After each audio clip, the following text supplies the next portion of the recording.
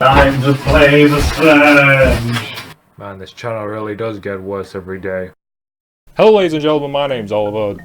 The world today at times feels creatively bankrupt, and it makes that search for something great feel increasingly more hopeless. We live in a world where the only thing Hollywood can come up with are reboots and sequels, and it's starting to creep into video games as well.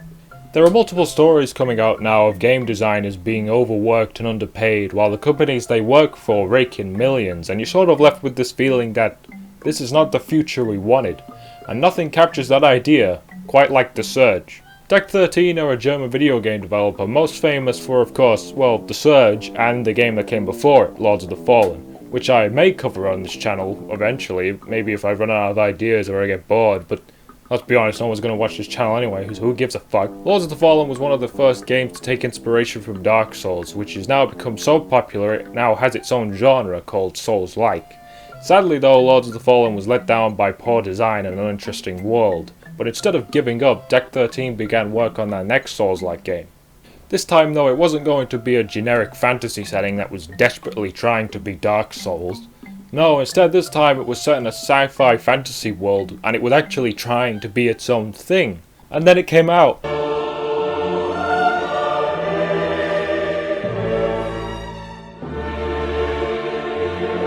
Yep, it's another one of those games where half of the people like it and half of the people hate it, and critics were sat there struggling to criticize it because sure, it's well made, but there's obviously something missing, which usually translates into a 7. But considering I am a god at video games and I have absolutely no life, what better time to jump into the horrible, corrupted world known as The Surge. But of course, as always, I'm not just going to finish it, I'm going to complete it, and considering I just completed Devil May Cry, please watch it. No, please. It shouldn't be too difficult, right? What? What do you know that I don't?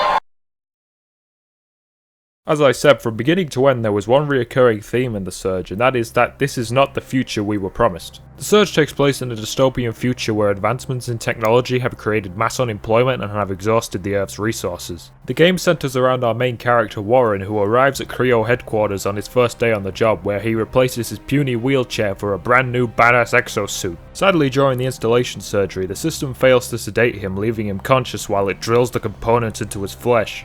If that's not nightmare fuel, I don't know what is. When Warren awakes, he's immediately attacked and the game throws you straight into the driver's seat, leaving you to navigate this new broken world to find out what the hell happened. For what isn't a story-driven game, the opening here is effective and very quickly instills that feeling of dread they were going for, which is really all you need. Creo is one of the world's leading companies in the advancement of technology who appear to have nothing but your best interests in mind, but of course from our perspective not everything is as friendly as it appears.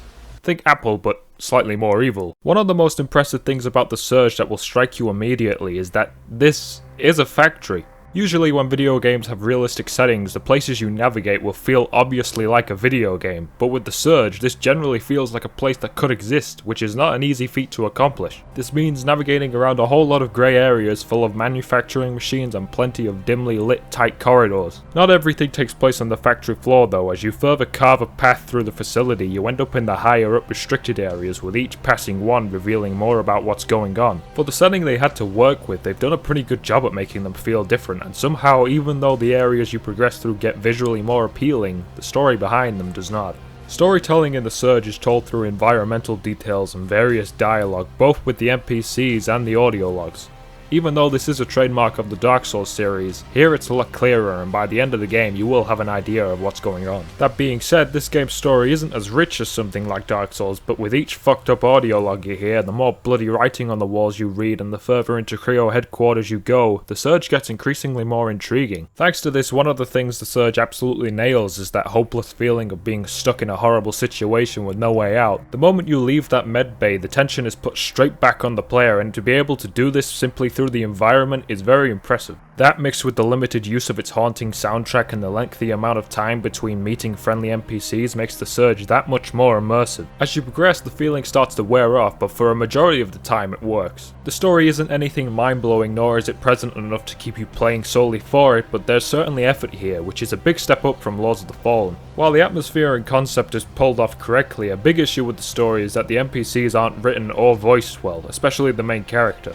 It almost seems like the characters don't care that much. Everyone seems pretty relaxed about being stuck in a factory full of mindless psychopaths. Warren doesn't question anything around him, he doesn't react to anything, and when he talks to other characters he seems pretty unfazed, like he's used to this kind of thing. None of the characters are interesting or give you a reason to care about them, which is a shame due to the stories you can tell here and how well done the atmosphere is. Another disappointing aspect is the enemy design. Due to the events that have happened in Creo, anyone who was working here got their brains fried, which has reduced them down to mindless zombies that wander around the place attacking anything they see. Along with this, a majority of machines have gone haywire and will also attack you, which is generally a really cool idea. I mean, imagine if everything electrical tried to kill you in real life. The sad part is that 90% of the enemies you'll face are just humans or robots that act like humans, and they get old real quick. They don't really have any interesting designs to them, they all feel the same and just kind of blend in with one another. This highlights the Surge's biggest issue overall, which is that nothing in the Surge is really all that interesting.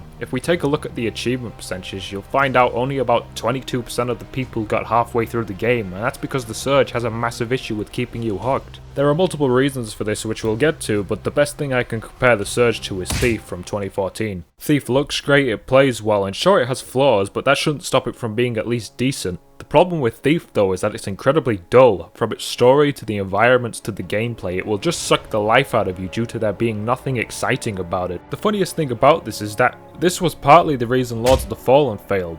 Don't get me wrong though, the Surge at its worst is still an improvement over that game, but it still suffers from a lack of excitement both from a presentation standpoint and its gameplay. Despite being set in the future, the Surge is a melee combat game. I guess Creo is a gun-free zone or something, because there isn't a single one lying around. No matter which of the 5 weapon types you use, combat in the Surge feels heavy, slow, and strangely satisfying. I'm not going to lie, laying combos into a guy and then cutting his head off doesn't get old and always feels good. Games like this rely entirely off of their gameplay. Without the gameplay, these games fall flat on their face. The Surge's combat, well, it could certainly use some work, because the moment you start the game you'll immediately feel how clunky it handles. Encounters in the Surge tend to go like this. You target an unarmored body part and use a combination of horizontal and vertical attacks until you're able to dismember your enemy. By far the worst part of the combat is when you start that combo you're committed to it. You can't move when you do these, so you better get used to your moveset quickly or you'll die. This wouldn't be much of an issue if the enemies didn't do absurd amounts of damage. This is a Souls game, so yes, it's going to be difficult and enemies kill you with 2 or 3 hits. Thanks to this you have 2 strategies in the Surge. You either run in and wail on them in hopes to kill them before they can attack, or you attack once, dodge back and repeat. This makes almost every death in the Surge feel out of your control because there really isn't much skill involved. Dismemberment is by far the best way to take someone down easily, but in order to do it you have to build up your energy bar to a certain point by attacking in quick succession. Obviously this is meant to encourage aggressive behavior, but when enemies kill you so quickly, being aggressive is a good way to get yourself killed. These games tend to work off of telegraphing your enemy's attacks and dodging or blocking, but this isn't a thing in the Surge. When you see them start an attack, you either dodge in a random direction or attack in hopes to stun them before they can get their attack off. This only applies to the human enemies though. The robots actually have some sort of strategy to them, so they're not only the most interesting fights in the game, but they're also the best designed ones. There is an alternate type of dodging in the game where you can jump up or duck under an enemy's attack, but it's so risky you'd never spend time trying to learn how to do it. What also doesn't help is that a lot of fights take place in tight areas, making your movement limited and dodging much harder. This also makes the finicky targeting system even more finicky, as trying to target a limb while the camera is crushed up in a corner, all while trying not to die, is quite challenging. Combat in the Surge isn't terrible, trust me I've seen much worse, but having encounters for the most part feel out of your control is a horrible mistake to make. It sucks too because you can feel for the entire time you're playing it that there is a great game underneath all this, and that feeling is never more apparent than with the bosses. Other than one of the 5 bosses in the game, boss fights are the best part of the Surge, and that's due to them being the best designed enemies as well as them being giant machines. Seriously, if the entire game was basically maximum overdrive it would be so much cooler. The bosses aren't brilliant by any means and there are parts to them that are a little bullshit, but at least there is a clear strategy and stuff to block and dodge. The level design gets exploration right, but overall is a confusing mess. In case you didn't know, exploration is the most engaging thing you could do in a video game. If you get your player to go out of their way to go explore somewhere you didn't tell them to go and they're rewarded for it, then you've hooked them. The items you find in the Surge aren't exactly all that great, but there is a good amount of secrets to discover if you go off the beaten path, and they're not that easy to find. Some are hidden behind objects and others are found through breaking boxes, meaning yes, breaking everything is actually worth it, unlike in Dark Souls. Everything else to do with the level design though is wrong. You see, when you walk through a massive area going through multiple similar looking corridors and rooms, going through plenty of doors and up lots of exoliths, the Surge starts to feel like IKEA. I don't expect the way forward to be obvious, but when I die and respawn and have absolutely no idea where I even died, my will to keep going fades. There are shortcuts you can unlock, but good luck stumbling down the right path to them. Well, at least there's no poison area. Now, this is an RPG of course, so there are a couple elements outside general combat that adds to the gameplay. Dismemberment in the Surge isn't just a neat way of slaughtering a guy, it's actually how you obtain new weapons and armor. Targeting an armored body part and attacking it does less damage, but if you manage to get their health down enough to dismember them, you'll obtain the blueprint to that armor piece, allowing you to craft it. Crafting isn't required for the weapons though. In your medbay there will be a crafting station allowing you to make pieces of armor with the crafting materials you get while exploring. Weapons and armor can also be upgraded if you get a higher tier of that crafting material. It's honestly a pretty awesome idea. Spotting an enemy with a new weapon tends to make you go, "That's mine." Crafting stuff doesn't just require materials though, it also requires scrap that you'll obtain for killing enemies. Dying in the Surge will make you drop all your scrap, but not only do you have to retrieve it, but there's also a time limit. I don't really understand why there is a time limit though, it never really felt like it impacted the game. The Surge isn't as punishing as other games however, as it allows you to bank your current scrap at any medbay so you'll never lose it. This is because the Surge doesn't have a traditional level up system like other games. Instead, what you'll be pouring most of your scrap into is increasing your core level. Everything you equip in the Surge requires a certain amount of core power. The higher level your core, the more you can equip. For what it is, the system works well and is a nice change of pace from other RPGs that tend to make everything but your stats meaningless. To be honest though, you're not going to give a shit about most of this stuff. The true rewards you'll want are the implants. These have multiple uses such as giving you injectables that restore your health and giving you more stamina. Despite all these systems though, builds are quite limited due to everything killing you in a couple hits. This basically means any build that doesn't involve grant me fuck tons of health is useless, which is disappointing. The Surge's gameplay isn't really that bad, it's just that once you've seen one encounter, you've seen them all. In fact, the only attempt they make at changing the human enemy types is right at the end. As I've said, the Surge's biggest issue is that it's not engaging enough. It's a setting that isn't interesting, its combat isn't that well designed, and you're left with a fairly forgettable experience.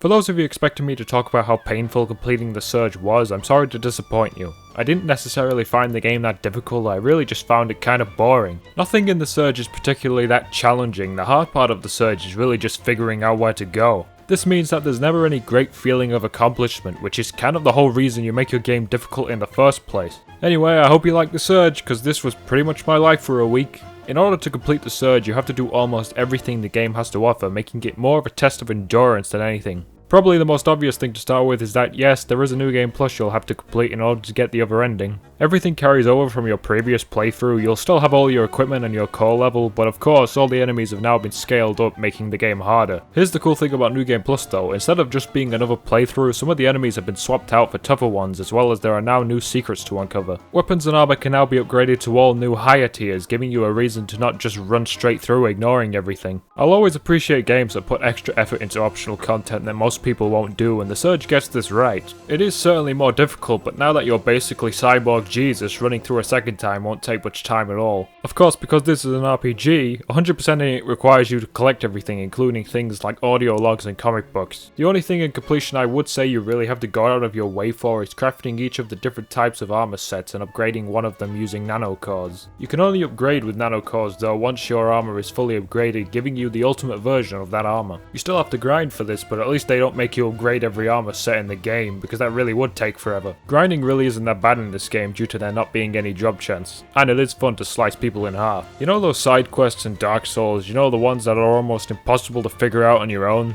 Well, the Surge has them too, although for the most part they're pretty easy to do. Well, they would be easy to do if you didn't miss it like a complete idiot and have to do a third playthrough. Oh, for fuck's sake, I'm so stupid. Really, my issue with these quests is that they don't add anything to the game. Not a single one is interesting and they feel like they're just there because they had to be. So what do you get for completing the Surge? Well, you pretty much already have every weapon and armor set in the game, so I guess that. To be honest, I don't know what I'd do for a completion bonus either. They could have given you a cool new weapon or outfit, but then again, you're already done with the game. I guess you do get the pleasure of playing the Surge over and over again for eternity. So at the end of the day, I can't call the Surge a bad game. There's much worse out there, and it's certainly an improvement over Lords of the Fallen. It's one of those games that had such a cool concept, but had such poor execution, and if they fixed just one of the issues with it, it could be a really good game. One thing you could do with your story is, if you look at games like The Evil Within 2 or Dead Space, games where you're stuck in a horrible situation, the best way to do the story is have a reason for your main character to be there. Instead of having just Warren be stuck there, have him looking for his daughter or something. It's small things like that can add a lot to your story. Overall, it's difficult not to recommend the Surge because you can get it for so cheap now, but just don't expect anything mind-blowing. Whew, thank God that's over. Completing the Surge was a nightmare. What? What, they made a sequel? Is that a fucking joke? Oh, fuck!